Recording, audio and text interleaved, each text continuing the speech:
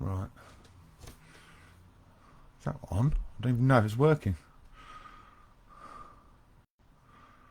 Yeah, it is working. I'm not very good with technology. Don't ever go at me. It just said nothing was going on at the bottom there, and I just assumed it wasn't. Anyway, never mind.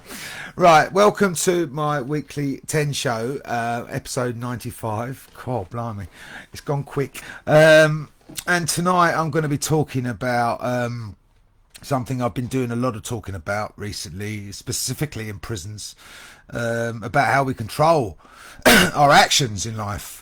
You know, it's important that we know how to control not just our thoughts and emotions, but the actions that follow suit, and so that they work for us and help us move forward with our lives. So, how much control do you have over your actions? You know, at any given moment in your life. You know, people are often shocked and astonished to hear my story when I talk about how I was sent to prison for something I hadn't done.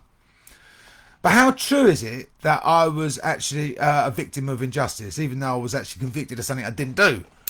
How true is it that I was the victim there? The reality is I wasn't. I wasn't no victim. I was actually a victim to my own thoughts, my own beliefs, and my own attitudes, and my own actions. You know, the night of the incident which led to my arrests and subsequent incarceration with an IPP sentence, I was under immense pressure that time. I was really under a lot of pressure leading up to that night, through work, through stress that had been building over a period of time, through, you know, pushing myself to the limits at work, and a very unhealthy lifestyle, which was fueled completely by drink, drugs. I was pretty much burning the candle at both ends, you know, living a life which was unsustainable, really. And, you know, that led to me always being under pressure, under stress, and not really ever being able to see anything with any real true clarity. I was always angry or frustrated. You know, I was never really happy, even though on the surface I assumed I was, but really when you look underneath the surface, I wasn't really. You know, I was earning good money and everything, and I had a girlfriend and everything was, but I was just pushing myself too hard, and the life I was living was, you know, really unsustainable. I couldn't keep it up for that. It was going to come to an end some way or another. So that meant I was literally stressed out and feeling a degree of frustration and anger and anxiety.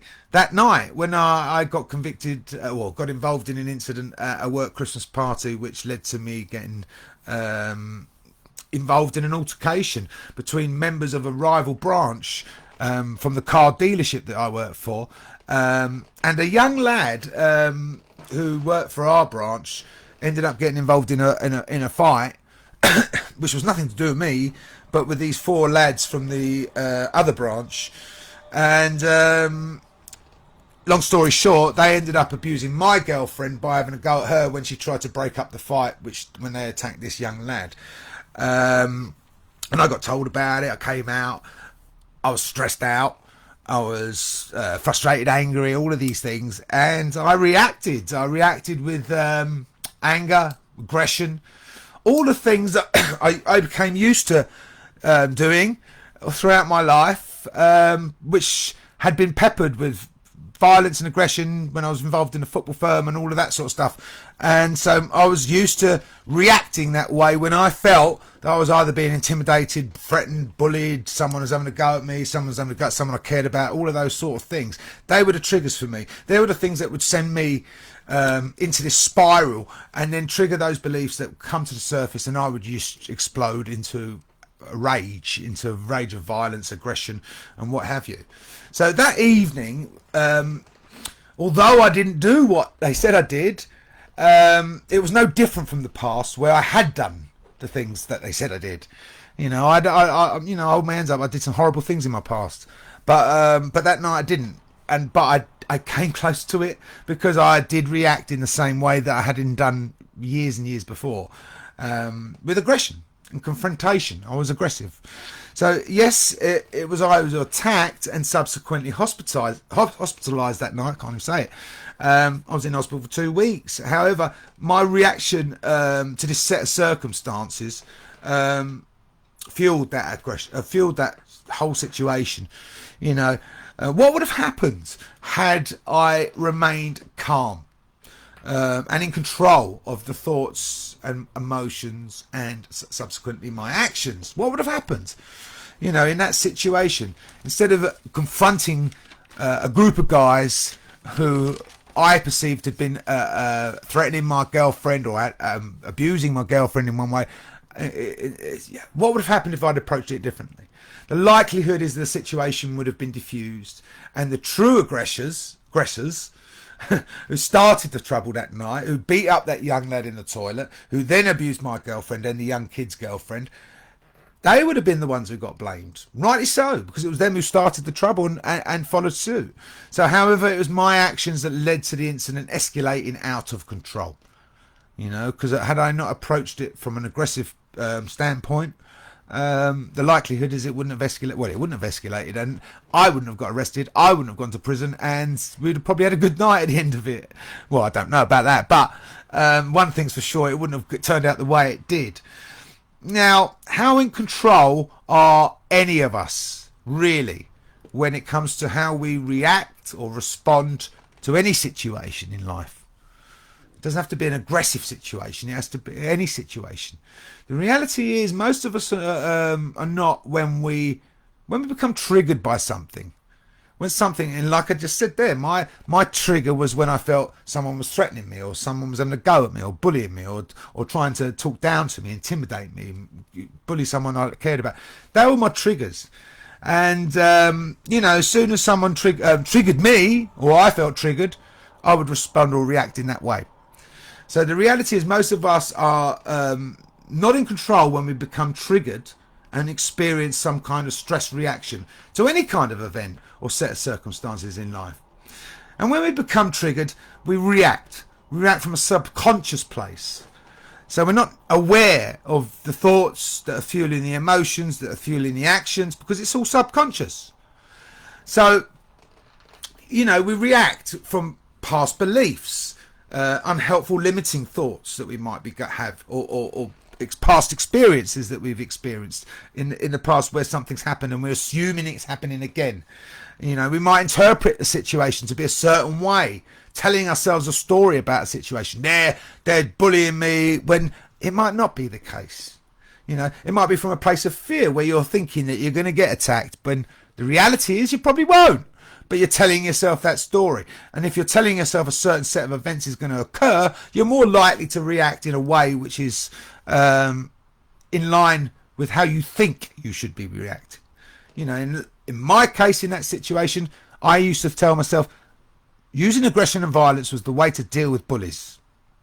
So if I thought that someone was bullying me, whether I was right or wrong, again, it was an interpretation, I would react. I would react in an aggressive way, and that would then lead to all sorts of trouble and problems and so on. So when we respond consciously, however, we are able to reflect calmly on what really is going on, free from a place of judgment, and able to identify unhelpful thoughts, beliefs, attitudes, which we may have adopted many years before.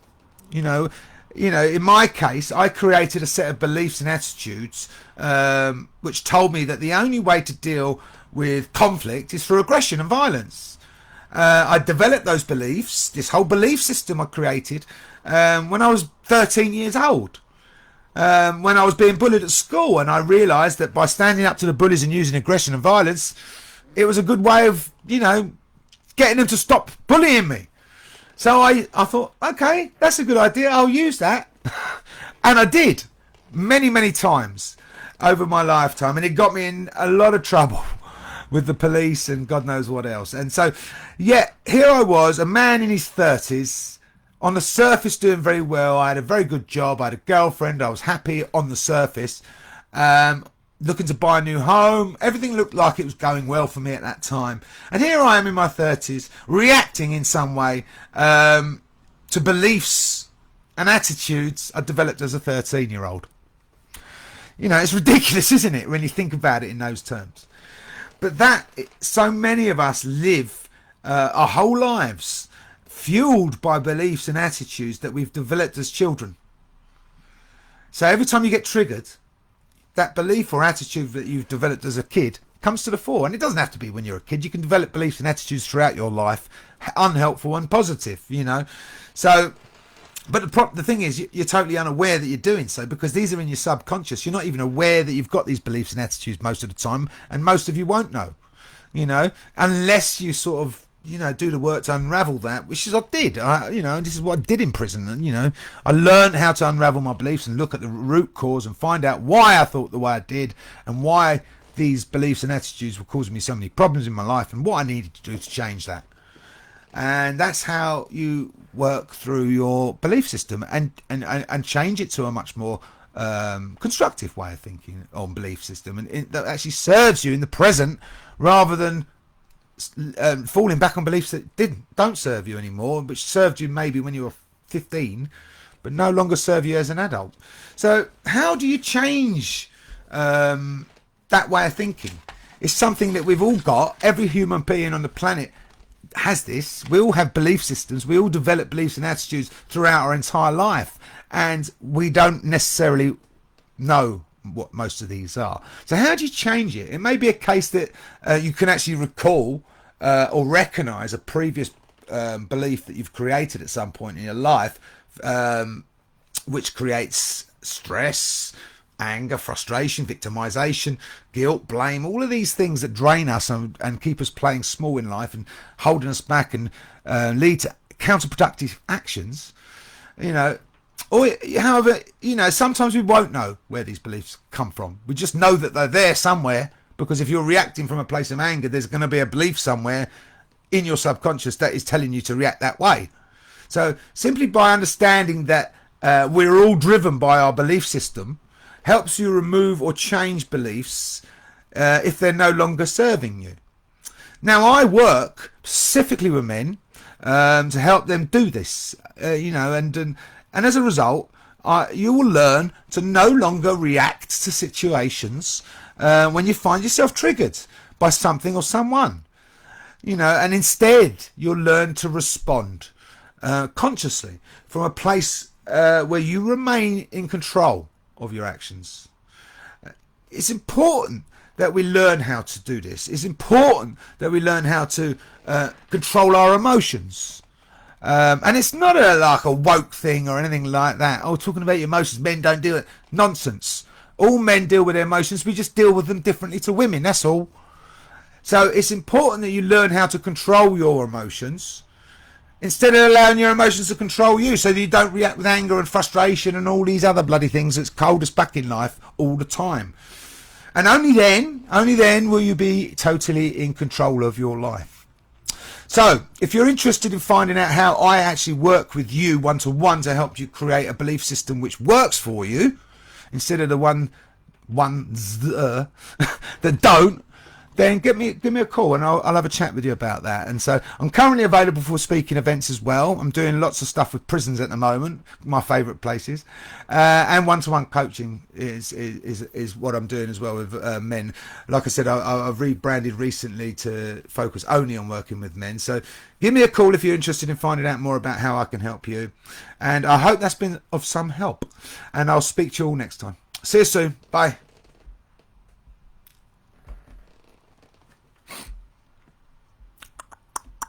Bing. Oh, come on. There you go.